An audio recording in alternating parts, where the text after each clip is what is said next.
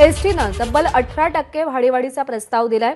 सततच्या महागाईमुळे भाडेवाढीचा प्रस्ताव समोर ठेवण्यात आलाय।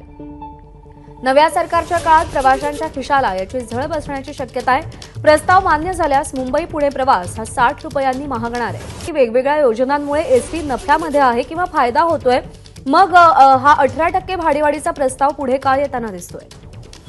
प्रज्ञा, कर्मचाऱ्यांचं वाढतं वेतन, वाढता इंधन दर, सुट्ट्या भागांची वाढती किंमत आणि टायर लुब्रिकंट यांचे वाढते दर यामुळे 2011-21 पासूनच भाडेवाढ केली गेली पाहिजे अशा पद्धतीची मागणी होती। शेवटचा 2021 साली भाडेवाढ करण्यात आली होती, त्यानंतर भाडेवाढ करण्यात आलेली नाहीये। सध्या परिवहन खात्याच्या वतीनं परिवहन प्राधिकरणाकडे हा प्रस्ताव पाठवण्यात आलेला आहे आणि याच्यामध्ये प्रामुख्याने अर्थ सचिव, परिवहन सचिव आणि परिवहन आयुक्त यांचा समावेश आहे।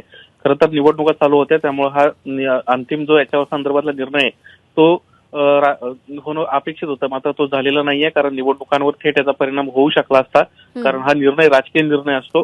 दुसरी महत्वाची बाब अशी आहे की 18% भाडेवाढ झाली तर साधारणपणे 50 ते 60 रुपये मुंबई पुणे खर्च वाढण्याची शक्यता आहे आणि हा खर्च एसटी महामंडळाला आर्थिक नफ्यामध्ये आणू शकतो, कारण दिवसाला सध्या 15 ते 16 कोटी रुपये एसटी महामंडळाला तोटा होतोय आणि हा तोटा भरून काढण्याची गरज असल्यानंच भाडेवाढ करण्यात येणार असल्याची माहिती मिळते।